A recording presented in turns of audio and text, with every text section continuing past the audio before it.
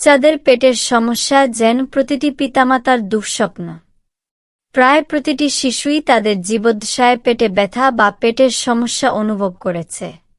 শিশুদের বিভিন্ন স্বাস্থ্য সমস্যার মধ্যে পেটের সমস্যা সবচেয়ে সাধারণ। শিশুদের পেটের সমস্যা হওয়ার অনেক কারণ রয়েছে, যার মধ্যে রয়েছে বদহজম, পেটের সংক্রমণ, পাকস্থলী ফ্লু, কোষ্ঠকাঠিন্য বা আরও গুরুতর কোনো কারণ যেমন অ্যাপেন্ডিসাইটিস প্রভৃতি। শিশুদের বিভিন্ন ধরনের পেটের সমস্যা দেখা দিতে পারে। সমস্যাভেদে লক্ষণও হয় নানা রকমের।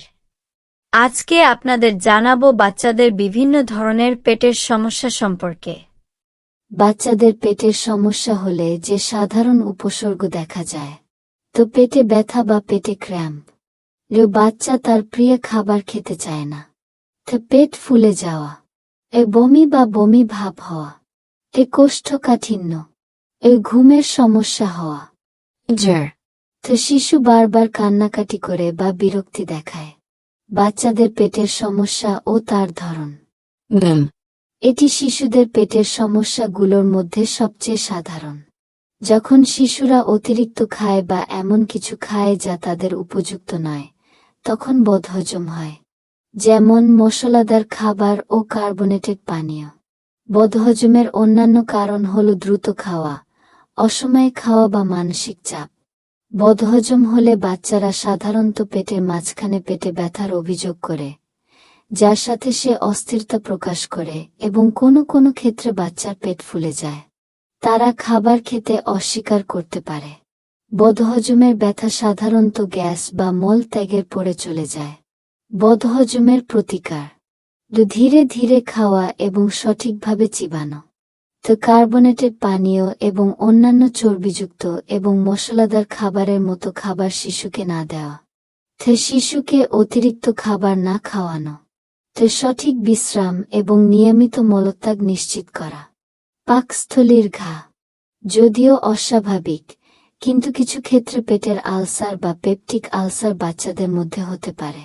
পেপটিক আলসার হলে হঠাৎ পেট ব্যথা শুরু করে বা কখনো কখনো শিশু খাবার খাওয়ার 2-3 ঘন্টা পরে ঘটে। শিশু পেটের কেন্দ্রীয় অংশে ব্যথার অভিযোগ করতে পারে।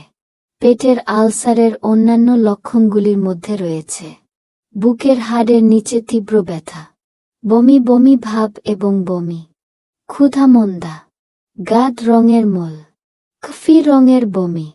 এ ধরনের লক্ষণ দেখা দিলে অবশ্যই চিকিৎসকের নিকট যেতে হবে। পেটের ফ্লু বা গ্যাস্ট্রোএন্টেরাইটিস ছোট বাচ্চাদের আরেকটি সাধারণ ভাইরাল সংক্রমণ। এটি ভাইরাস বা ব্যাকটেরিয়া দ্বারা সৃষ্ট এবং পাকস্থলী ও অন্ত্রকে প্রভাবিত করে।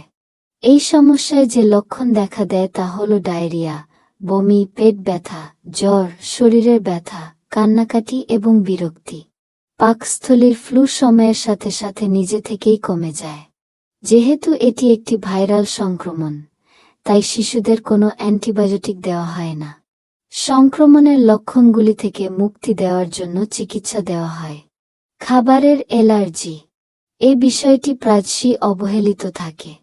কিছু নির্দিষ্ট খাবারে অ্যালার্জি যেমন দুগ্ধজাত, গম, বাদাম ইত্যাদি ছোট বাচ্চাদের পেটে ব্যথার কারণ হতে পারে।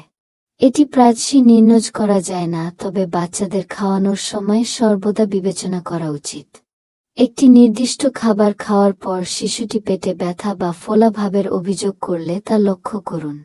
খাবারে অ্যালার্জির অন্যান্য লক্ষণগুলির মধ্যে রয়েছে বমি, ত্বকে চুলকানি বা লাল ফুসকুড়ি, পুষ্টিকর খাবার গ্রহণের পরও শিশুর শরীরে বৃদ্ধি না হওয়া এবং ক্রমাগত দুর্বলতা অনুভব করা। অ্যাপেন্ডিসাইটিস একটি গুরুতর অবস্থা যা অ্যাপেন্ডিক্সের সংক্রমণের কারণে ঘটে।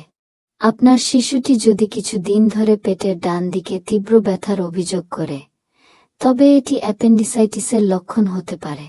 অ্যাপেন্ডিসাইটিসের অন্যান্য লক্ষণ ও উপসর্গগুলির মধ্যে রয়েছে ক্ষুধামন্দা, বারবার গ্যাস হওয়া, মল ত্যাগ করতে অসুবিধা, বমি বমি ভাব এবং বমি। পেটের আল্ট্রাসাউন্ড বা সিটি স্ক্যানের মাধ্যমে অ্যাপেন্ডিসাইটিস নির্ণয় করা হয়। এটি শুধুমাত্র অস্ত্রোপচারের মাধ্যমে চিকিৎসা করা হয়। ইন্টুসাসেপশন বা অন্ত্রে প্যাচ: শিশুদের মধ্যে ঘটছে আরেকটি গুরুতর সমস্যা হল ইন্ট্রোসেপশন। এটি ঘটে যখন অন্ত্রের একটি অংশ অন্যটির ভিতরে প্রবেশ করে। এটি সাধারণত 3 বছরের কম বয়সী শিশুদের প্রভাবিত করে। এর লক্ষণগুলি হল হঠাৎ পেটে ব্যথা, পেট শক্ত হওয়া, বাচ্চা পেটের দিকে তার হাঁটু টানছে, রক্ত ও শ্লেষ্মা ভর্তি মল, বমি ও দুর্বলতা। ৯-০ ক্ষেত্রেই এই ধরনের আন্ত্রিক প্যাচের সুনির্দিষ্ট কোনো কারণ খুঁজে পাওয়া যায় না। তবে দেখা গেছে ৬ মাস পূরণ হওয়ার আগেই যেসব শিশুর দুধ খাওয়ানো বন্ধ করা হয় বা পাশাপাশি অন্যান্য খাবার খাওয়ানো হয়, তাদের ক্ষেত্রে এই রোগ হওয়ার আশঙ্কা বেড়ে যায়। অন্যান্য কারণের মধ্যে রয়েছে অন্ত্রে পলিপ, ডাইভার্টিকুলাম, অন্ত্রের প্রাচীরে পিণ্ড, অ্যাপেন্ডিসাইটিস ইত্যাদি।